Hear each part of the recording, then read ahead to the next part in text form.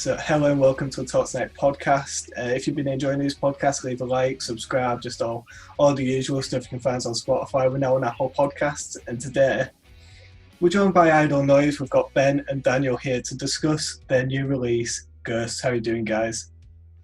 Yeah, good man. Not too bad. Nice one. So, from where I'm sat, the immediate response has been massive. I've seen it been spoken about all over social media. How's it been for you guys? You can answer that, DC. You got a little smile. We were literally just talking about that before we joined. The response has been pretty good.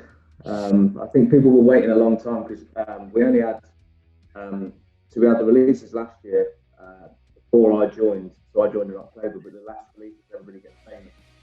And I think people have kind of been waiting for us to drop something new.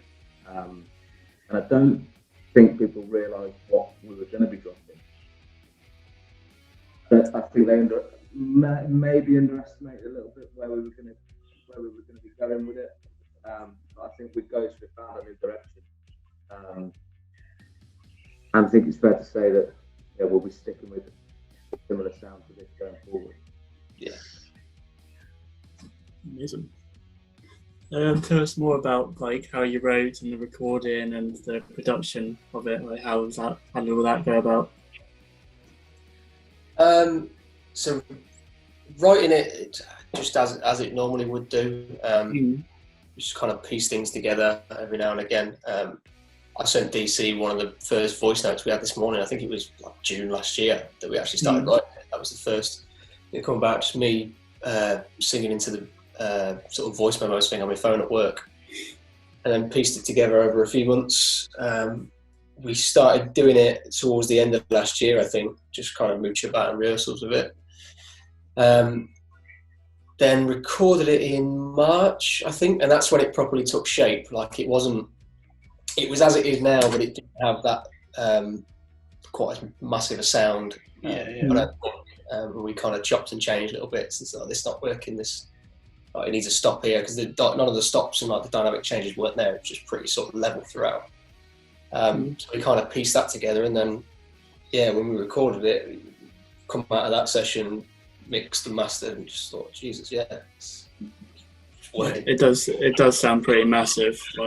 Listened to it last night, and then again today. I was like, Jesus Christ. I could going for it. I can see it definitely being a fan favourite for live performances. Definitely in the future. Yeah, I hope so. It's got that shout along sort of on shoulders feel to it, Yeah, it does. I felt that. What are the main influences behind the song? I think Behind Ghosts is quite of a. Do you mean sort of musically? Yeah. Behind Ghosts is probably sort of a sound of guns kind of thing. Just that really big sound. Maybe a little bit Catfish, but it's sort of more towards their sort of second and third albums where everything's really layered and just trying to sound. Just sort of emphasis on big shows and making it big enough for an arena or a stadium. Obviously, we're not there, of course. No. But you got to be prepared. Yeah, well, we were listening to it, and we were it's really hard to put your finger on a specific artist of what they're going for, because we were trying to figure it out. And to be honest, I got some Kings of Leon vibes. I don't know if you get yourself, just that massive sort of chorus, the shout along sort of feel to it. I got that's obviously good if you're not getting if you're not getting a specific artist, then. Exactly, it's got individuality to it. Yeah. So, what is the influence behind the lyrics of the song? God, I feel like a one-man show here, DC. Yeah, go on. Right, I can't even throw it over to you. You drive, mate. You drive. I think so. The song is about what most tunes are about, just breakup, really. But it was a long distance one, hence sort of too far to hear me and too far to listen and stuff like that. It's hard to communicate, obviously, without kind of distance barriers and stuff like that. And the the sort of image Ghosts, I mean, it's been done for a while now, and it's kind of about things like that, sort of memories and stuff kind of creeping back up on you and kind of being, you know, different versions of what you were, and kind of just seeing, you know what I mean, like slight images of what was and stuff like that. It's pretty straightforward. It's nothing too...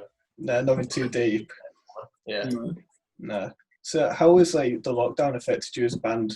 Because obviously you're not able to get together, write the tunes, get in the studio or anything. So how was that like? What have you been doing to get by? DC? Towards the start of lockdown, we were juggling. So we're all still working, so we're kind of juggling in between work and trying to stay relevant, I suppose.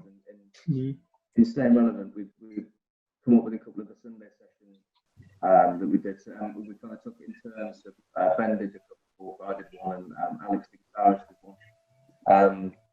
And Josh, the drummer, has recently bought an electric drum kit. So we started yesterday on a little something that we're going to be releasing probably a couple of weeks' time, if all goes well. Yeah. And it's full band vibe. So I suppose that's kind of, we're not really able to do anything more than that. The unit that we use to rehearse in, we would be able to kind of go back there pretty soon, I imagine. Yeah, it does seem like things are reopening and stuff. So, like, fingers crossed you can get back in the studio and get working on stuff. Is there any plans of an album in the coming future? Need the songs for an album. Need the tunes for an album. Yeah, we'd like to, obviously, but it's down the line, man. Like way down the line. I think it's, you see a lot of bands that do put albums out. I don't know if it's for the sake of it. I don't know if it's poor management. I don't know what it is, but you see a lot of bands that are kind of just on the up, and don't wait until that pivotal moment, and then they're trying their best to get a top 50 album. And it's like, where's your graph got? Like, starting out, got a massive following and things like that. Why don't you want to be number one? You know what I mean? You just don't do things prematurely. So I think that's always you want to hit everything at the right time, and kind of be ready for it. So I think it's a while away. Yeah, I've one of my good friends is in a band, and he was saying about releasing an album. There's no point releasing it that early if no one's going to listen. Exactly. Yeah. You know, you have to build up that initial following. Yeah. I think like Blossoms are a prime example of it. I mean, they were kind of coming through for a long time, and everybody was saying, please do an album, and then when they finally announced it, straight to number one. Yeah, exactly. Like, everyone was waiting for it, and they built that rapport, didn't they? Yeah, that's it. So you just got to keep building it, and then wait until the irons, you know what I mean, strike the on top. I remember that vividly with Blossoms, because I actually went to the midnight gig they did in Stockport to play the album. Yeah, I mean, I was a massive fanboy back in the day, so I totally get that. Yeah. So, do you know, if we're going to talk about, you as a band, obviously your first release was Rapture. How have you progressed as a band since then? We've got a new bassist. So that's easy. But yeah, I think, do you know, I don't really know, to be fair. I think we're definitely tighter as a band in terms of music and in terms of people. It was originally very much just speak to each other when we've got something to do, or rehearse a week before a gig, and that's it. We kind of just didn't do anything. Whereas now we've got weekly rehearsals. We're always trying to write. We're always taking the piss out of each other in a group chat. Nice. It's like it's more mates now than it is a band. Whereas before it was like a job before, and we didn't so yeah, we've kind of come on more so in that, and we've got a better idea of musical influences and where we want to be, and everybody has their own input on songs now, whereas before it might have just been one or two people. Now it's like a collective effort. So I think it's just kind of becoming like there's a bit of a glue between us now, kind of sticking. Would you say you're taking it more serious, you could say?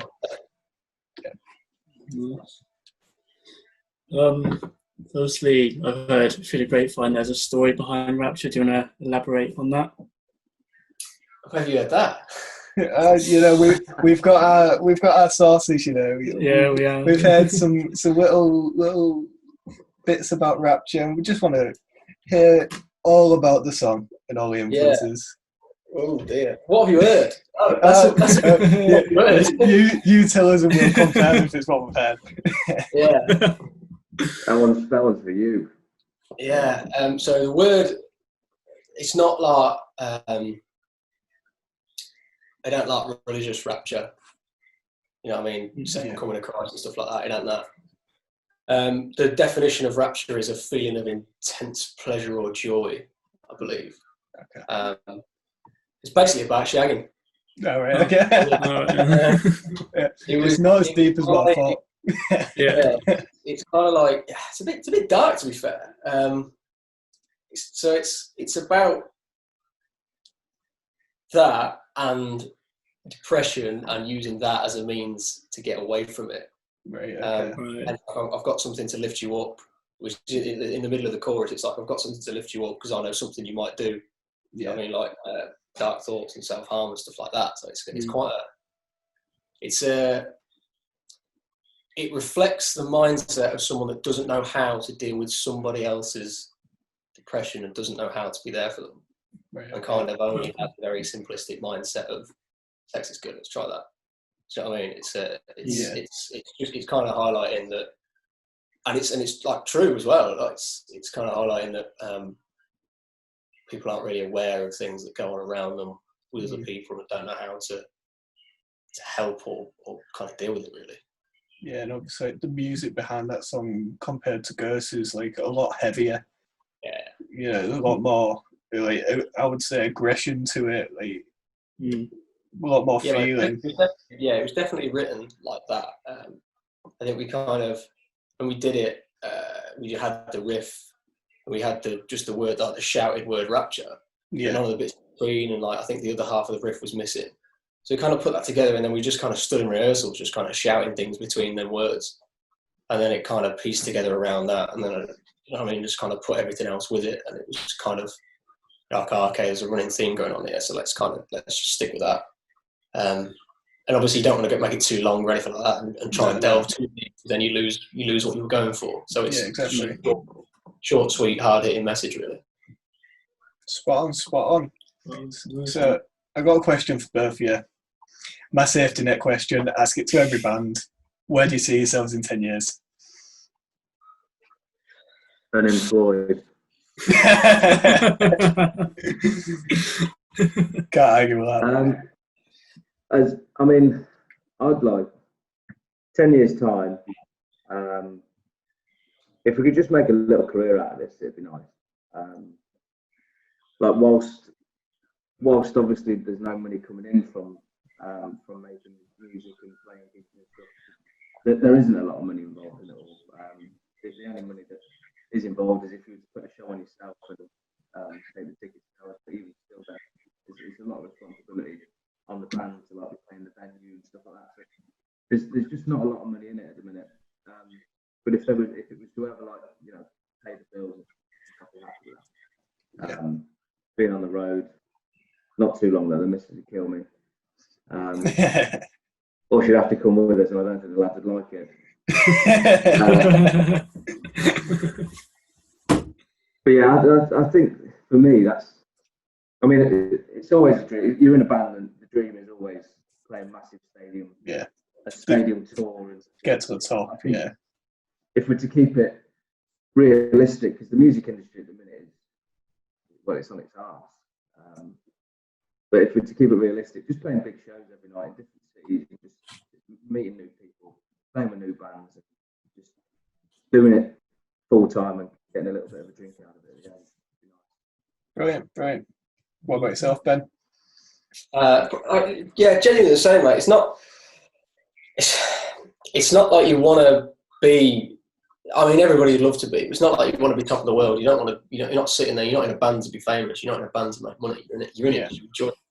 So I think, if you can make that into a career, and your job is to go out on stage and play the tunes that you've written for people that love to hear it, and it's kind of like because like, already being music fans, you understand what it's like to be in the crowd for those songs that you absolutely love and you're belting out with your mates and it's just mint. So to then be part of creating that and giving people that and their experiences is like otherworldly. And we like now and again we experience it. I think when we did the Tom Clark gig, we were singing Everybody Gets Famous and kind of looking at each other and thinking, we're not the only people singing this. Like there's other people out there and they're enjoying it and they're going with it. Yeah.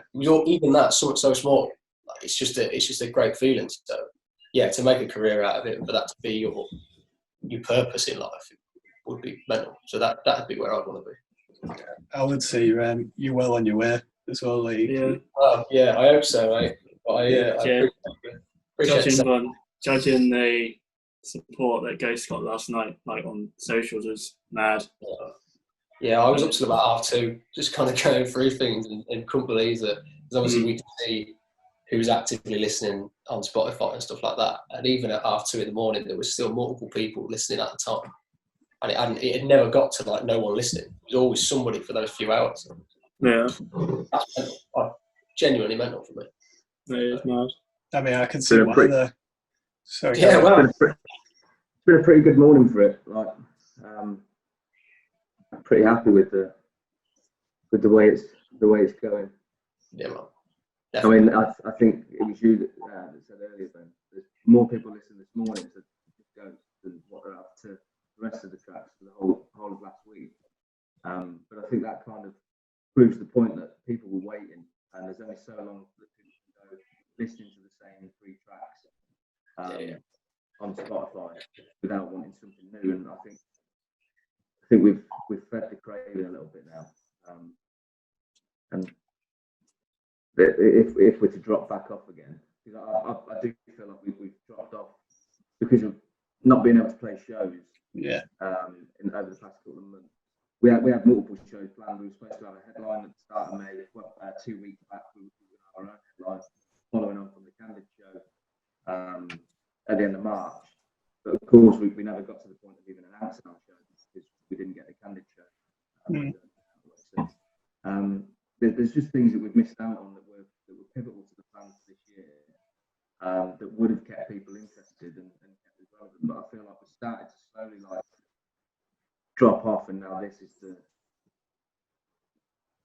the bounce backs, the rebound. Yeah, exactly. Yeah. Well, me and Harry were talking about bands that are like, providing content during the lockdown because everyone is like just craving content. They want new music to listen to because all the playlists have been exhausted during this. So you've released it at a good time, you could say. Well, especially now because people are going to be starting to go back to work. Me personally, I've not really listened to Spotify during lockdown because I only ever listen to Spotify if I'm out and about or I'm working from home at the minute. So we've just got the telly on in the background and whatever. I haven't really listened to any new music for a while. So I think now with people like starting to go out a little bit more, here is where like Spotify comes in. And streaming platforms. So hopefully we just start seeing them go up. It'd be nice to have a couple of thousand by the end of the day. Yeah. Not a chance. I mean, I think your location definitely helps you as well because I feel like Coventry's got a very obviously we spoke to Candid a couple of weeks ago, and it just seems like the Coventry music scene, you're all supporting each other, you're all boosting each other up. You all seem to be like quite close, to be honest. Like, so I feel like Coventry right now is probably one of the biggest cities for unsigned artists. Like, I don't know why you stand on that, but I mean, it's never always been like that. I was a promoter for 18 months before I joined the lads. I've only just recently started putting the gigs on, but I was putting shows on for local bands. It always felt like everybody was in competition. Nobody was working together. And it was only up until recently, I think Candid were like the driving force of it. How they structured the supports and we had meetings and things like that to discuss how the show was going to go, who was going to be involved, and what was kind of expected of us, and what we needed to get back in return. And it just kind of felt like the 4 bands on the bill. It was like, well, if we can do this as a 4, then what can we do with everybody else? So I think it's just a case of changing a couple of bands' attitudes. Like, you can't conquer the city on your own. No, definitely not. If there's 4, 5, or 6 bands, you know, maybe more, that are working together on each show, and we'd all take kind of, if we were to all take it in turns headlining the show and just bouncing off of each other, we'd make more of an impact than just trying to go alone. There's a couple of people that would just prefer to do it on their own, but you're always going to get people like that, right? You're always going to get people in it for themselves. Yeah, it'd be better if everyone just worked together. It is a competition. Like it is a competition because everybody wants to be the best. But you've got to kind of put that aside and put egos aside and just realise that unless we work together, like if somebody wants to breach the surface and took a couple of bands with them, like that's a little bit better than just one band making it and you never see or hear them again. Yeah, because they're often private jets. Yeah. If you're in the music industry as well, like that should be your aim, anyways. Yeah, because you love music, you should want all bands to succeed. I mean, obviously some are better than others, but it is what it is. Yeah, I respect what you guys are doing, anyways. You know, really grounded, down to earth. I like it. So we're going to do something a bit different to end the podcast today. We've not done this before. We're going to play a little game, and it's called Headline Support Reject. And the whole premise is I'm going to give Dan and Ben 3 bands. They have to decide who headlines the show, who supports, and who they reject. So first up, guys. It's Snog Marry a Boys. It is. It's Snog Marry a Boy band version. Exactly. I'm not. That may have been where I got my influence from. So first up. No, I don't think that. I think these are relatively easy ones, but so first up, The Strokes, Cortinas, and the Last Shadow Puppets. Headline, support, reject. Strokes, Shadow Puppets, reject Cortinas. I mean, I can see you've got the Cortinas little poster behind you there. Yeah. I'm not hating on them, but if you... I'm not having that. Well, you don't like the Strokes though, do you? You don't like the most influential indie band of the fucking generation. I didn't say I don't like the Strokes. I do like the Strokes when they're on. I just don't go out of the way to listen. If I was to have anyone on that lineup, it would be the Strokes headlining, for obvious reasons. They are massive. Cortina supported and Shadow Puppets. Nah, you've got to have Shadow Puppets there. You have to have Shadow Puppets there. I rated Shadow Puppets, but then, I don't know. Cortina's much better. Nah, I disagree with that. Disagree massively. But I think, whilst, like as we can see, whilst I'm a massive Cortinas fan, I can appreciate the levels. I think musically, Shadow Puppets and it's probably just my love of Alex Turner and Miles Kane, but I think what you got to think of from a support band though, you're looking for a build-up band. Like Cortinas every time. No pyro, no party, and they are full of pyro. I'm with that, to be fair. I don't think I'm going to change my mind, but I just don't agree. And this is democracy. Yeah. Yeah. Listen, we agreed on the Strokes, so that's a good agreement. I mean, I would have had the Strokes supporting. No question. Right.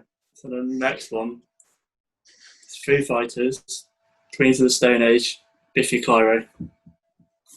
Headline, support, reject. That or the order that you've given. Fair enough. That's well, I don't know about dictating, but for me, that's bang on. You've been busy. Every fucking day of the week. Oh my god! Easily. I'm learning a lot about you. Wow. Queens of the Stone Age. 50. You'd reject Foo Fighters? Oh, sorry. I didn't hear what you said.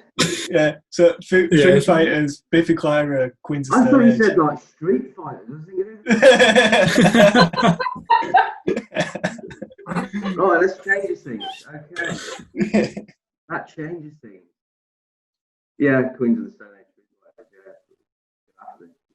Yeah, I'm You're going to have to be up with you on that one.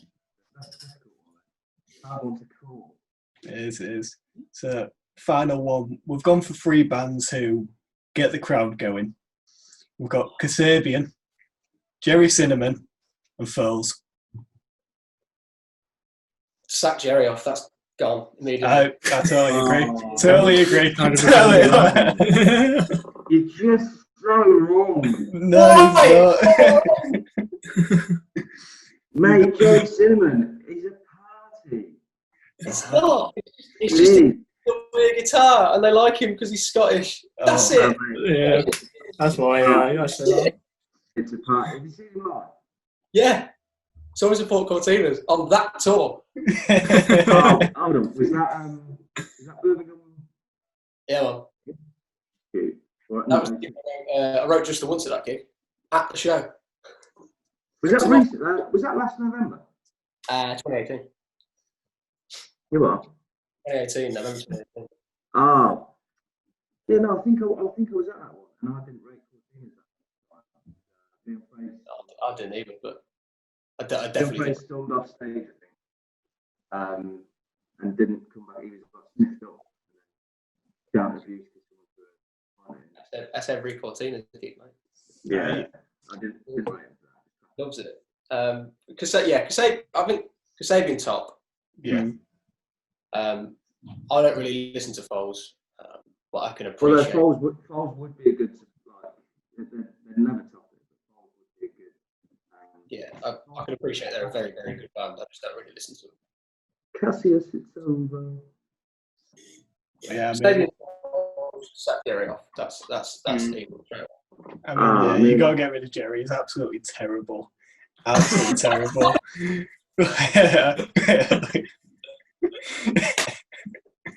He really is. Why did you ask me to come on? Sack Cortinas off and sack Jerry off. Get rid of all your favourite bands. Off Dark Fruits too. I'm not sharing it.